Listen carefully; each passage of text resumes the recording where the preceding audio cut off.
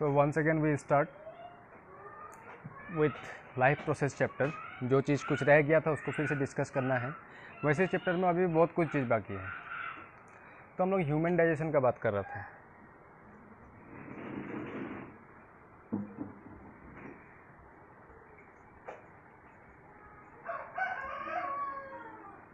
ठीक है, पिछले क्लास में हम लोगों ने डिस्कस किया कि बकल कैविटी से होते हुए स्टमक में आता है ये पाइप। एक्चुअली ये पाइप नहीं है, अभी पूरा माउथ से स्टार्ट करके कहाँ तक, एकदम लार्ज इंटेस्टाइन तक।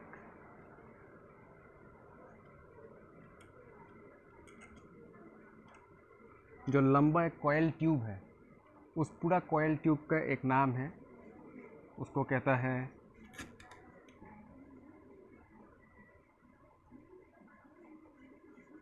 Alimentary canal. ठीक है, ये सब तो होते रहेगा, ये बता दिया आप लोगों को। नाउ यू सी स्टोमक का जो स्ट्रक्चर है ये कुछ ऐसा यू शेप्ड या फिर you can say J shaped structure है। इसका चारों तरफ में एक पतला सा जेली लाइक सब्सटेंस का एक लेयर रहता है, वो हरदम रहता है। इस जेली लाइक सब्सटेंस का नाम है mucus. Now you see what is the function of mucus. The main function of mucus is to prevent the tissue of stomach lining from HCl। Stomach lining मतलब जो स्टोमक का अंदर का हिस्सा का जो पेट का यू कैन से स्किन और चमड़ा और जो टिश्यू है उसको HCl एसिड से बचाने का काम करता है म्यूकस। इसीलिए क्या है, जब कभी भी हम लोग कोई मीट खा लेता है तो मीट तो इधर में पहुंचता है, ठीक है, कुछ भी चीज़ का मीट डाइजेस्ट हो जाता है, लेकिन हम लोगों का पेट का अंदर का जो खुद का मीट है वो कभी डाइजेस्ट नहीं होता है, क्योंकि उसको बचाता है ये म्यूकस। ठीक है, अभी सेकंड चीज़ देखिए, ये म्यूकस कहाँ से निकलता है। ये जो लाइनिंग का बात कर रहा है इसमें कुछ ग्लैंड्स है। ग्लैंड्स मतलब small packet like structure from which different types of chemical substances come out. ठीक है, उसको बोलता है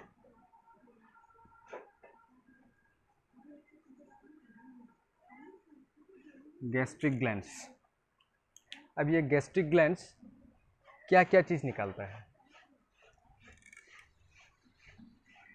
सबसे पहला बहुत इंपॉर्टेंट है, याद रखना, HCl hydrochloric acid, mucus. Third है एन एंजाइम नोन एज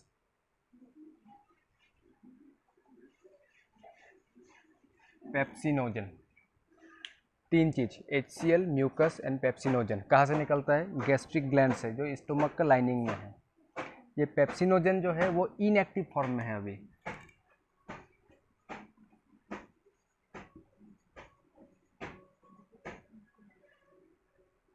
ये क्या काम करता है, ये प्रोटीन को डाइजेस्ट करता है, लेकिन इनएक्टिव फॉर्म में नहीं कर सकेगा, पहले इसको एक्टिव होना पड़ता है। वो पार्ट हम लोग बाद में डिस्कस करेगा। ठीक है, पहले तो आप जान जाइए कि HCl, म्यूकस और पेप्सिनोजन नाम का एंजाइम जो है पेट का लाइनिंग से बाहर निकल जाता है। ठीक है, नाउ यू सी, इसको थोड़ा मिटा के थोड़ा बड़ा सा बनाएगा।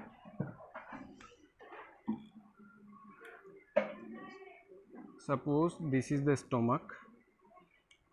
स्टोमक का ये जो दो जगह है यहाँ में दो कनेक्शन है। दो कनेक्शन मतलब दो पाइप है। एक पाइप आता है आपका एक बहुत ही इम्पोर्टेंट ऑर्गन से या फिर ग्लैंड से, जिसका नाम है पेनक्रियास। और दूसरा जो आता है वो भी बहुत इम्पोर्टेंट, हम लोग का बॉडी का बहुत ज़्यादा इम्पोर्टेंट ऑर्गन है ये, इसका नाम है लीवर। अभी कौन क्या निकलता है, लीवर सिक्रीट करता है bile juice,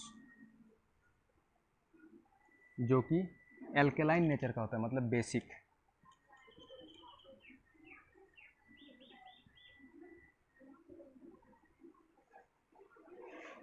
nature. Second, pancreas क्या निकलता है? पेनक्रियास निकलता है डाइजेस्टिव जूसेस। डाइजेस्ट कराने के लिए कुछ जूस निकलता है, जैसे कि क्या क्या है? ट्रिप्सिन, एमाइलेज,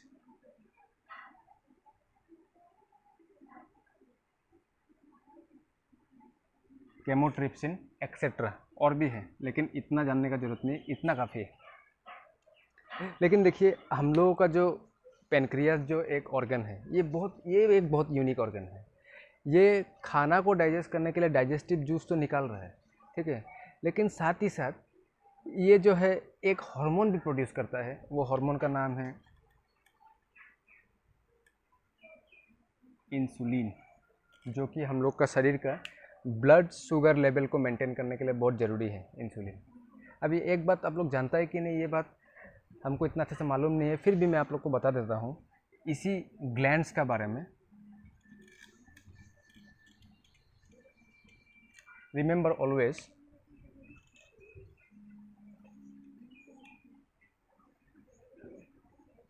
ग्लैंड दो टाइप का होता है, एक्सोक्राइन,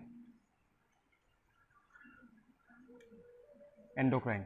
इसका मतलब अच्छे से सुन लेना हम क्या बोल रहे हैं।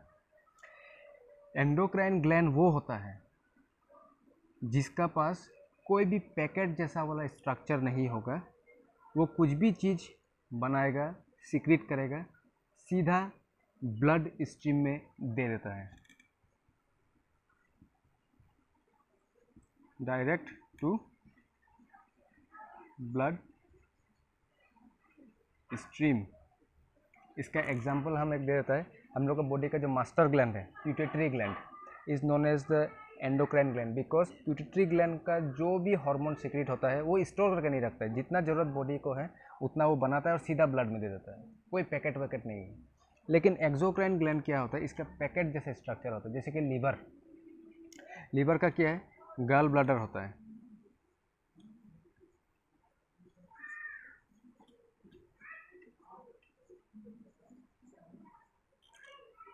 इसका अंदर में ज़रूरत के हिसाब से वो अपना बाइल जूस बना के रेडी रखता है, जब ज़रूरत पड़ेगा तब थोड़ा थोड़ा रिलीज करता है। So difference is that in exocrine gland the chemical substance secreted by the organ is previously stored, पहले से वो स्टोर करके रखता है बना के, जब ज़रूरत पड़ेगा तब जाके देगा। But in this case they secrete at once, they just give to the blood stream. समझ गए ना, this is the main difference. अभी पेनक्रियास का बात करता है।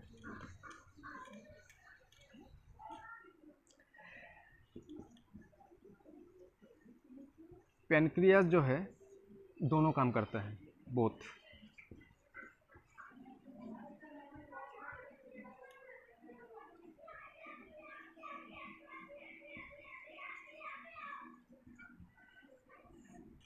क्यों? क्योंकि एक्सोक्राइन हो गया वो पेनक्रियाटिक जूस निकलता है,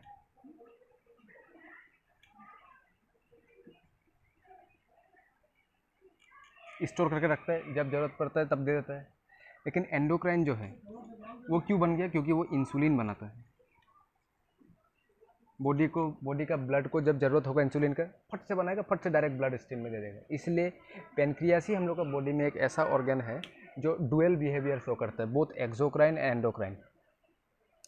पेनक्रियाटिक जूस निकल के एक्सोक्राइन बन जाता है, इंसुलिन निकल के एंडोक्राइन बन जाता है, ठीक है।